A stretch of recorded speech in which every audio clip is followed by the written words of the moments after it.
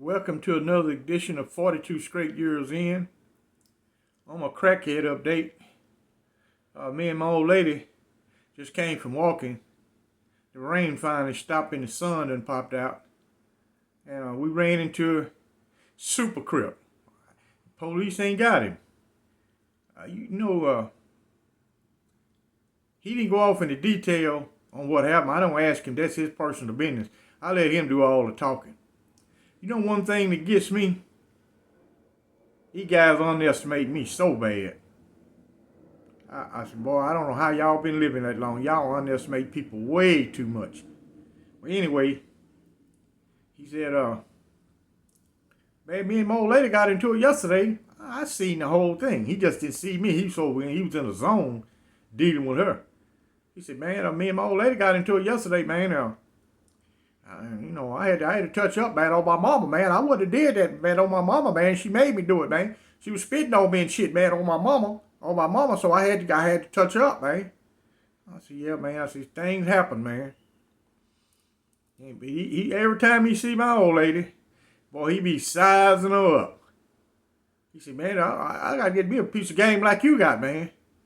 I can tell she got some sense. I was just looking at him, yeah, man. She got a 40 in her purse, too, so you better watch yourself. That's my crackhead update. Y'all know what it is. Get your shanks out, and let's get ready to ride. This video here is not going to be too long. I remember years back in the day when I was young, I used to hear a lot of old people say, you won't mind me, but I bet you'll mind Uncle Bobo when you get your ass in that prison. I used to always wonder, who is Uncle Bobo? I used to hear old ladies tell guys, yeah, you don't want to work out here. You'll work in that penitentiary. I guarantee you that Uncle Bobo will make your ass work. I used to look at guys, man. They want to get off their living quarters or go hang out in the kitchen or the laundry. One of the factories. Depends on what prison I'm at. They just want to get off the living quarters. And they actually be about to fight one of these guards to go to work. But out here, they won't work. I had a guy tell me, man, I work too much in prison. Ain't no way I'm going to work out here. I'm just looking at how you going to eat. Your hustle game ain't too much. You got on some old dirty-ass tennis shoes. You sleeping rough. You ain't got nowhere to live. You got to do something. Your hustle ain't worth for shit. You can have a job until you get your hustle together. You leaving money on the table. But these guys actually be wanting to fight these guards. They go to work in the kitchen. Guard be trying to tell them, hey, I can't just let you go to the kitchen. Your supervisor got to come get you. But I'm a head cook. I need to be in the kitchen. Rah. I be just saying. Now, I wonder, would you be a head cook at McDonald's? Would you be fighting to go to McDonald's? And, somebody in the comment section said, hey, man, I was poor. But I knew the difference between right and wrong. Sure, most people know the difference between right and wrong. But it's math don't lie. In the Texas prison system, 80% of the guys in the prison came from a single family mother. Not a father, mother. 80% of these guys. Now it's 100,000 guys in Texas prison. That means 80,000 people come from single-parent households, and they're in prison. Here in Dallas, majority of people in Texas prison from Dallas came out of the Oak Cliff neighborhood, poor inner-city neighborhood. So, some people slip through the cracks. It's the same way as a lot of guys get out of prison and be successful. But look how many fall by the wayside. Man, I can go right now and find guys who on parole, they homeless. Or they been in prison a long time. They ain't even on paper no more. They're homeless. Everybody don't make it. Then I can go find some success stories. Guys got a nice home, own businesses, and they're a convicted felon. But everybody don't make it. The numbers don't lie. Back in the day, I don't care which prison you went to. You was going to work. You was not going to tell none of these old-time wardens that you not going to work. They wasn't trying to hear nothing you talking about. you was going to work.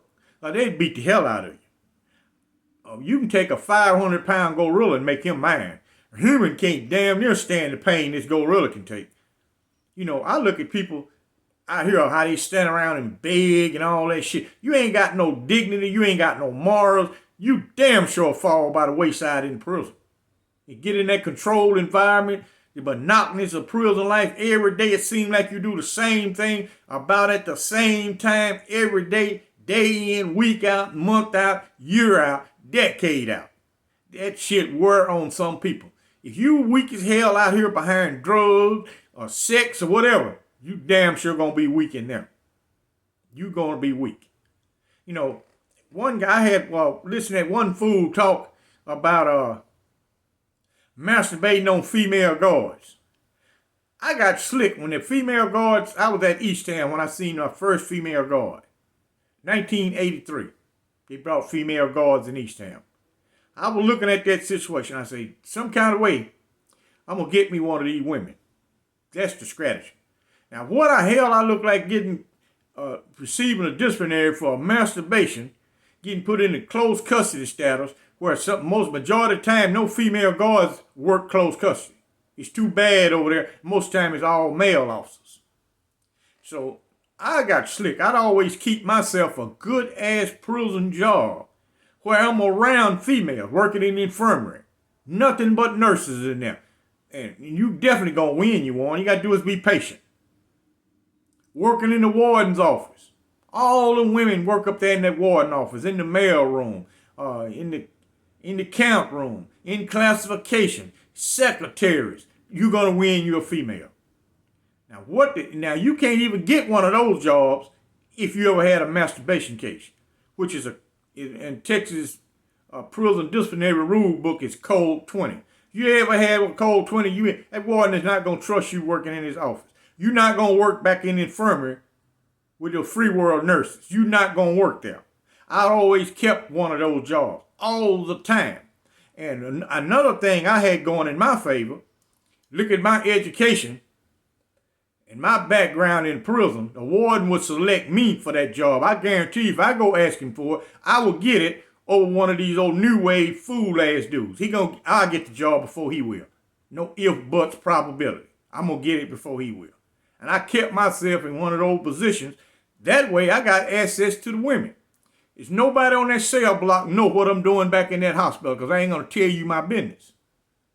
Everywhere I ever been, I done wanted me a female guard. Every prison I was at one prison, I was only there for 48 hours and they transferred my ass. But other than that prison, I always had one. I don't give a shit which one it was. Bill Clements in Amarillo, Robertson in Abilene, Estelle in Huntsville, Eastham and Lovelady, Stiles. I don't care what prison it was. I always had a female guard. Always had one. Then I had a procedure to get contraband in myself. I had a lot of contraband at Stiles unit. Everybody thought I had a guard bringing it in by the type of job I had. I was getting it in myself. I had a slick way to beat the system. And I had a little partner work with me on, his family owned a store in Houston. A little Vietnamese guy. His family owned a store. We get cell phone, we get 10 in a week, tobacco products. We started getting weed in. Whatever we wanted, we could get it in. And we didn't need no guard to do it. We get it in ourselves.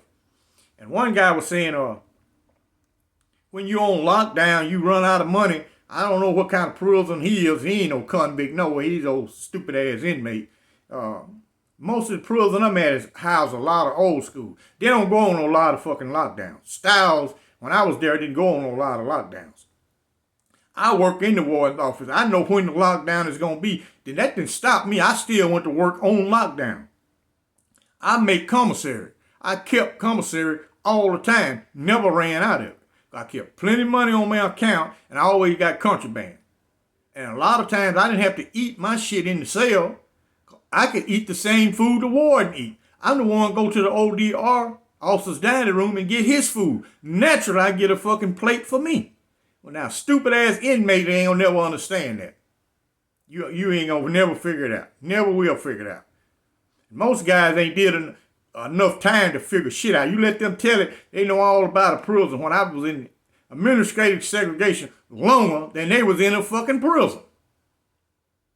And the majority of them just been in one prison. They ain't been in a variety of prisons. Guy asked me what happened to Morgan in my last video that was did yesterday called Just Riding. Morgan, I asked Cat what he wanted to do with him, because I'm the one got to type up the move slip and change the job and all that shit. I got to do that. When I come back that night to do the count, I got to do that also. I don't want to have all this SS bullshit I got to do. So Cat say, find a place to put him in. That's what he tell me. So I just put his ass in the laundry. I said, good riddance. Left him in the same housing and placed him job change to the laundry. You know, that's a hell of a downgrade if you've been an inmate guard going to work in the laundry.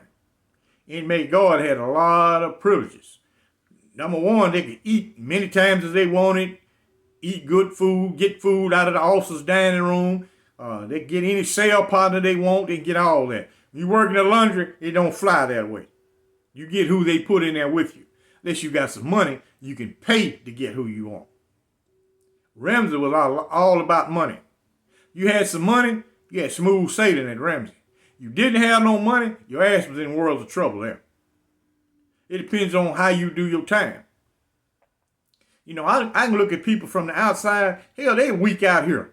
I be looking at a lot of guys. I got to go over there and kick it with some guys over in Oak Cliff, right off Cedar Crest. Some little youngsters coming in. I look at them. I say, man, I look at them guys. Man, they wouldn't have made it 30 minutes at Ramsey. 30 minutes, they wouldn't have made it there. They'd have had them a husband. They feminine. They weak as hell. They can't take no hard time. You can look at him and tell he can't fight. Look at his old girl-looking face. He ain't been hit in his face or nothing. You can look at him and tell he'll fold up like hell. Weak as hell. He ain't gonna make it there. But he still want to be a gangster out here. Until he run into the judge and the DA. They real gangsters. They gonna slam your ass in that prison. And you do the wrong damn thing, you gonna be an old-ass man when you see Dallas again. Old-ass man. That's enough ranting and raving. Follow me over on Patreon. The link will be in the description. Keep your shanks ready. When this rain finally stop and the sun come out for real up here in Dallas, they're going to be all over the place. We're going to have to move on these fools. I already see it coming. Super Crip underestimate me too bad. He don't know how to disembowel his stupid ass. He don't even know that. He don't even know that. I will cut his heart out and hand it to his ass while he's still beating. He don't know that. I'm going to let it remain a secret until it's time to execute his stupid ass. Y'all have a good day. Thank you for watching, like, and subscribe.